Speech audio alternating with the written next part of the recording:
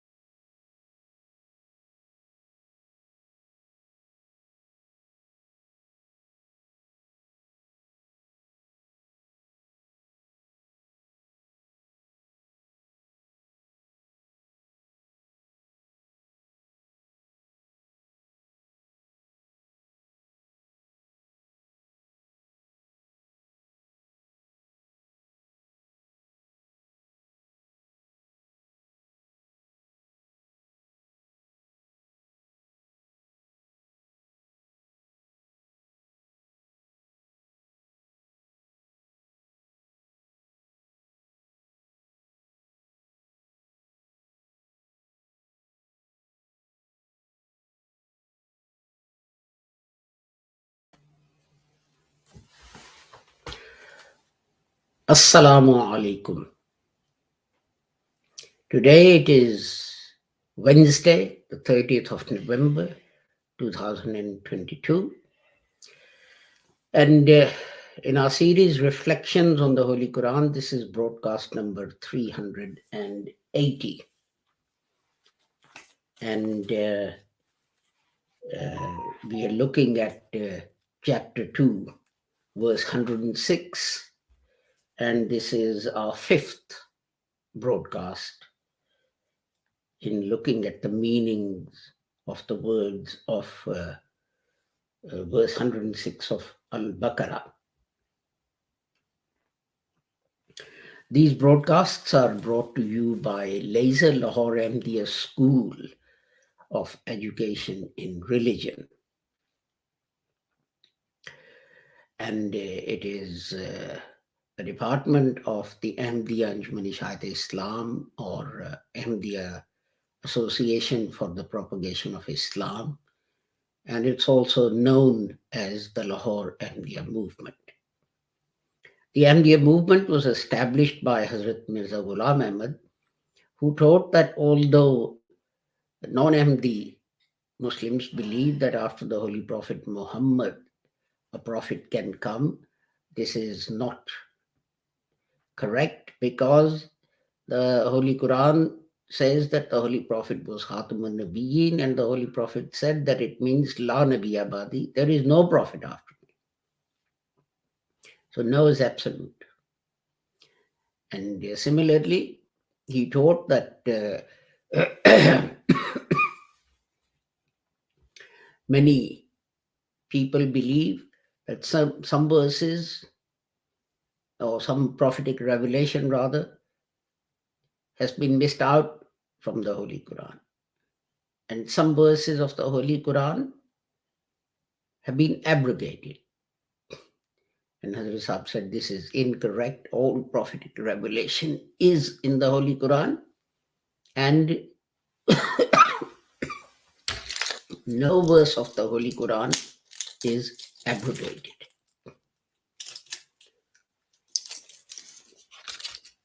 He also said that other Muslims believe that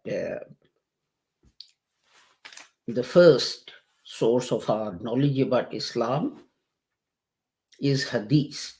And if there is a contradiction between the Hadith and the Quran, we should reject the Quran and follow the Hadith.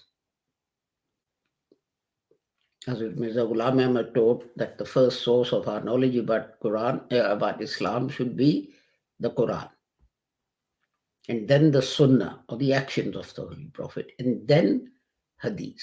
Other things come after that. Quran, being the word of God, has to come first. Hazrat Mirza Ghulam Ahmad Sahib also taught that Muslims are too hasty in declaring each other heretic and kafir and so on. And he said that the Holy Prophet said that if one reciter of the kalima says to another reciter of the kalima that you are not a Muslim, you're a heretic, then this edict returns and falls upon the person who said it in the first place. And that jihad is a duty of every Muslim as defined by the Holy Prophet, who, when returning from fighting, said Muslims are returning from the minor jihad to the major jihad, which he said is jihad bin nafs, a struggle with your own soul, with your own self. Hazrat Mirza Ghulam Ahmad Sahib claimed to be one of the Mujaddideen in the series, a reformer, and he said his distinction was that the hadiths also speak of a Messiah and a Mahdi, and people think they're two separate personalities which will come, but he said no, these are the titles given to a Mujaddid, and I am the Mujaddid for whom these titles have been used. So with that, let us turn to the verse of the Holy Quran that we are going to whose words we are going to look at and discuss. أعوذ بالله من الشيطان الرجيم بسم الله الرحمن الرحيم ما ننسخ من آية أو ننسها نأتي بخير منها أو مثلها ألم تعلم أن الله على كل شيء قدير. So let us now look at its English translation.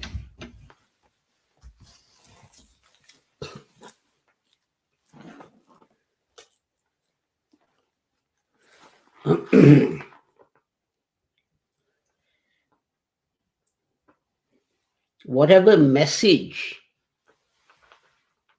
we abrogate or cause to be forgotten, we bring one better than it or one like it. Know you not that Allah is the possessor of power over all things.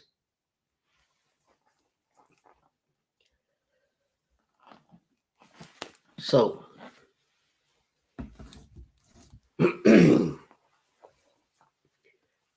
today we are going to look at 3 words.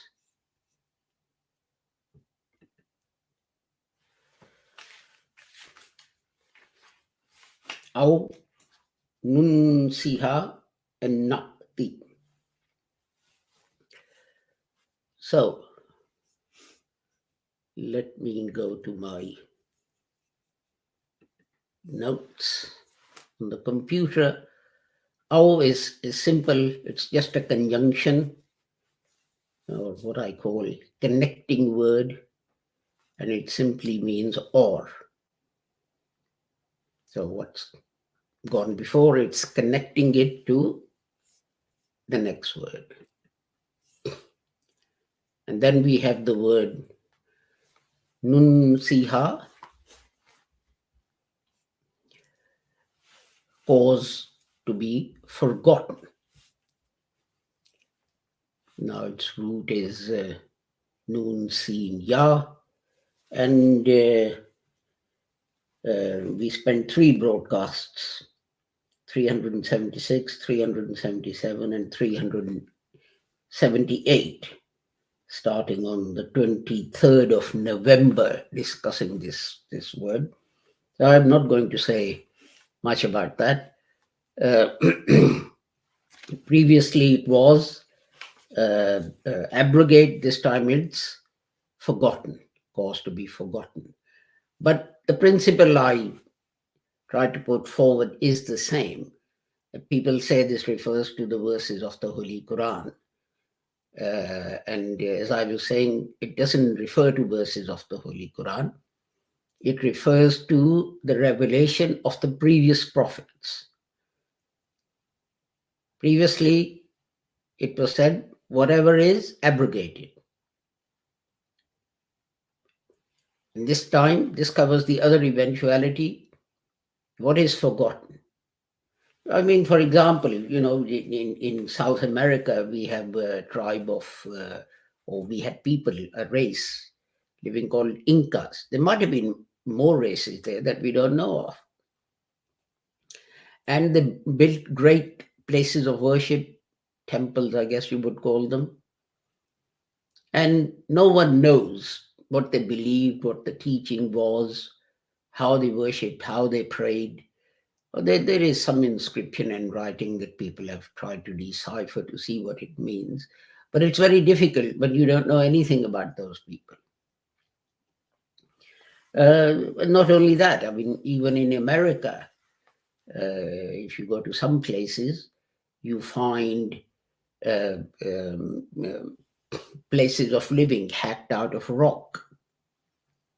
And you can see that they are places of living by the way they're structured and arranged. And it's not just one person, but it's probably a tribe or family or extended family who are living there.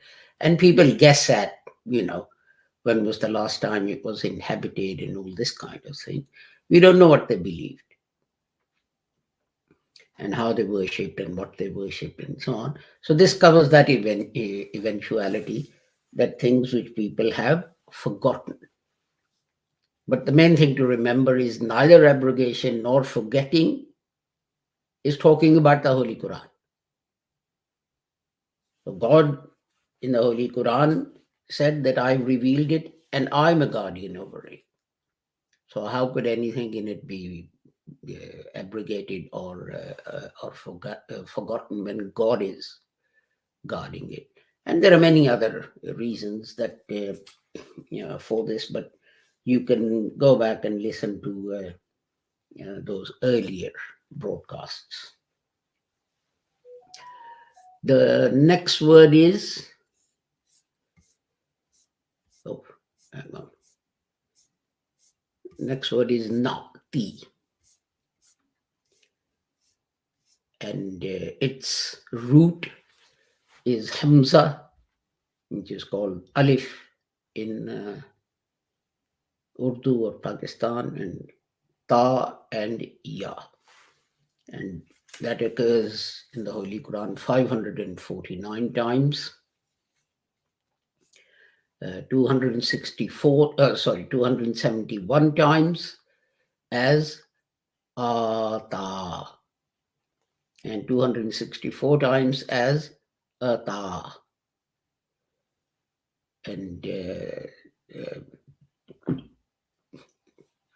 the point is that some people say, why do people take so much trouble over the pronunciation of these, the Arabic language? Because the words mean different things. And if you don't pronounce them correctly and meticulously, then the meaning changes. And this means to come, to bring, to give. So this word means all of things, these things. I mean, obviously, if you're giving, then someone is receiving. So, it covers both aspects of that. And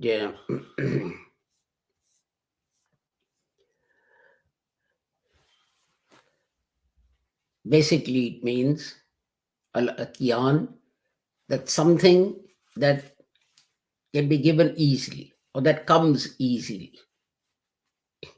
So there is no difficulty, hardship, and so on.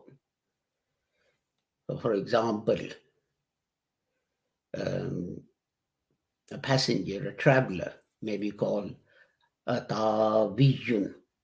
Why? Because presumably he just goes somewhere and gets on the train or the bus or the car or whatever and goes. There's no hardship involved. He does that quite easily. But ityan doesn't necessarily mean someone comes personally and physically. If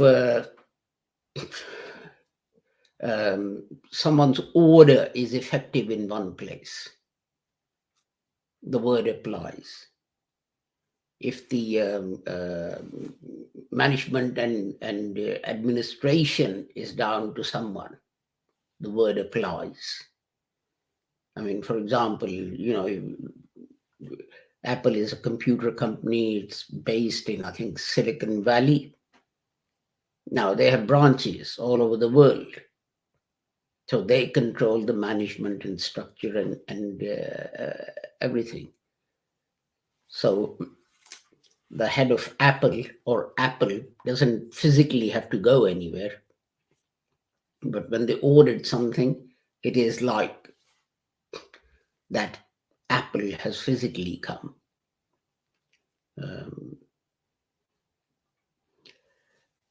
And if you look in the Holy Quran, chapter 6, verse 40, it says, In ataakum azabullahi aw atatkumus sa'atu. If God's punishment comes to you.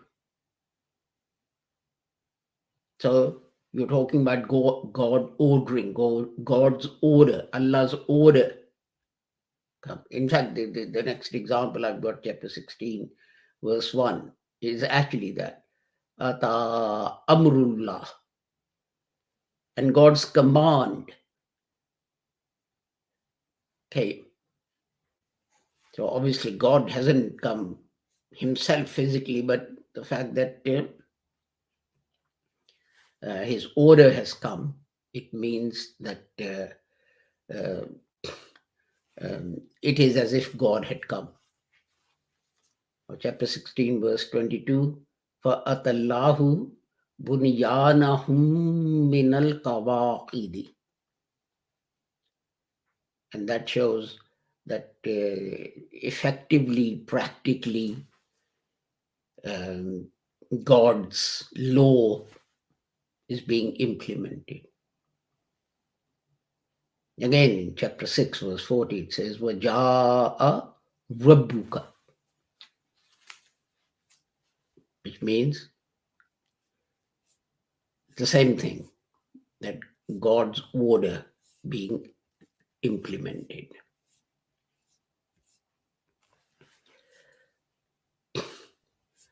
And it also applies in ordinary language. I mean, this is not in the Quran. It always. It also applies to. I don't know what the term is. When you make butter from milk, you have milk and you sort of shake it and so on. Butter rises to the top. Butter comes to the top. The same. Tawwatun. So that applies to something that comes from something else.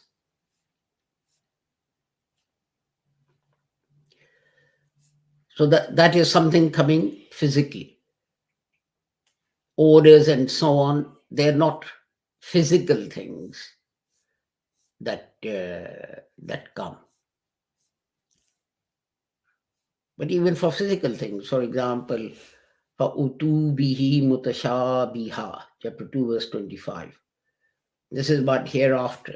And it says they'll be given fruits which will be similar to what they had on earth. So this is physically giving something. And again, وَآتَيْنَاهُمْ مُلْكًا عَظِيمًا, chapter 4, verse 54, and granted gave a large country. So this is obviously the country is physically someone is asked to rule the country.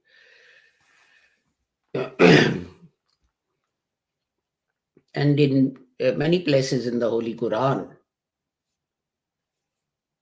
when Quran talks about giving of charity, for example, in chapter 2, verse 277, it says, وَأَقَامُوا الصَّلَاةَ وَآتُوا الزَّكَاةَ, and establish prayer and give charity. And again, وَإِقَامُ الصَّلَاةِ وَإِيتَاءَ الزَّكَاةِ. And the command was given to pray and to give charity, zakat.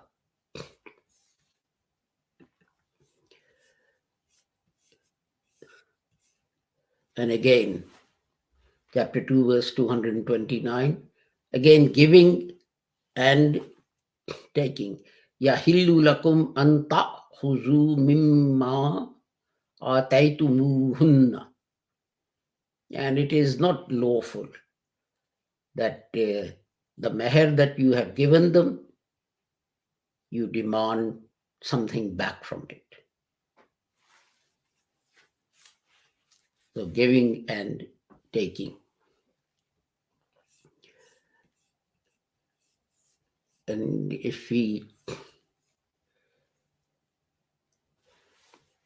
oh yes, one more thing, which is that there are two words which are very similar, itan and ipan. One, the second one is a thicker sound, itan and ipan. And this is why it's very important to differentiate between these things. And as I said earlier, when we started and I was looking at the word ita, I said it's something that can be done easily. And iwa is giving, but in abundance. And the interesting thing to notice is that wherever Quran talks about ita, giving, in charity and so on, wherever it talks about, the Holy Quran talks about charity, it uses the word ita and not iwa. So the implication is give what you can give easily. If the word iwa was used, then the meaning would be give in charity large amounts. And sometimes people, they say, well, why do you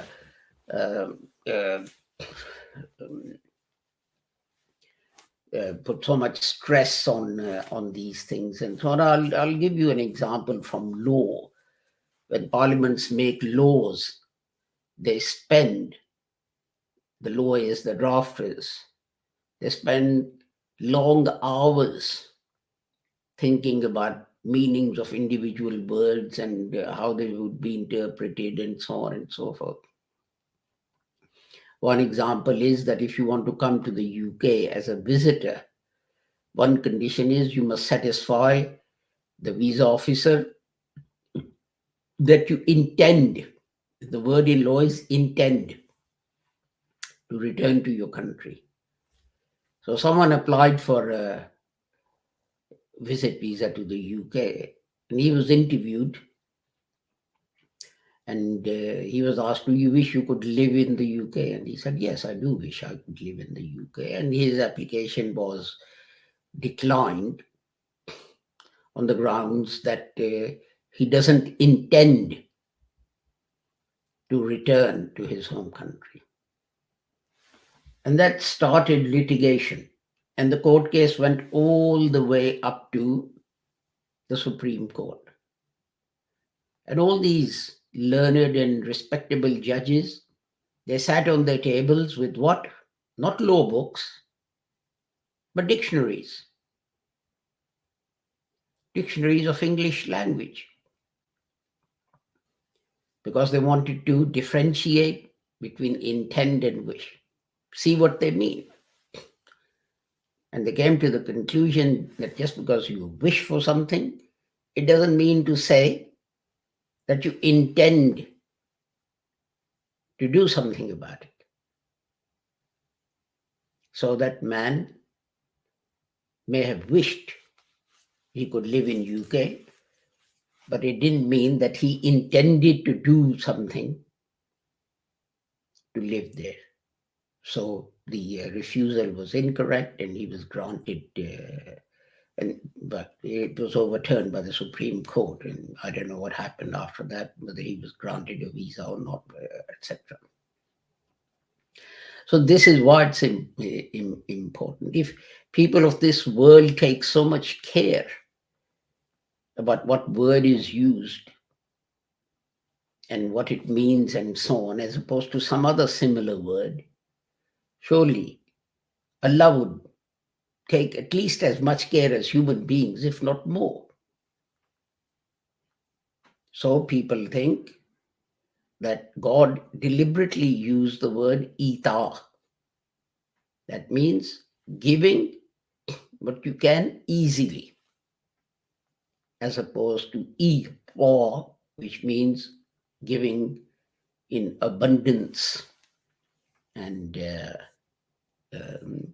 one more thing I forgot to say in the Urdu broadcast, and that is that in ita, it's not necessary that the person doing the given has a higher status than the person to whom something is given. But in iya, the giver has a higher status. I mean, let's take an example. In a way, a minister has a higher status in politics and government and so on than a civil servant. But then when he wants a law passed, he calls someone a drafter, legal drafter, and that legal drafter has a lower status, but he's giving him something, and that is the law that the minister wants. And this is another thing that people say, another difference that people say is between the two words. I wonder how we are doing for time. Oh, no, we just on time. So I will take my leave of you with the prayer that whoever you are and wherever you may be, may Allah keep everyone safe and sound and free from harm. Assalamu alaikum, Khuda Hafiz, and goodbye.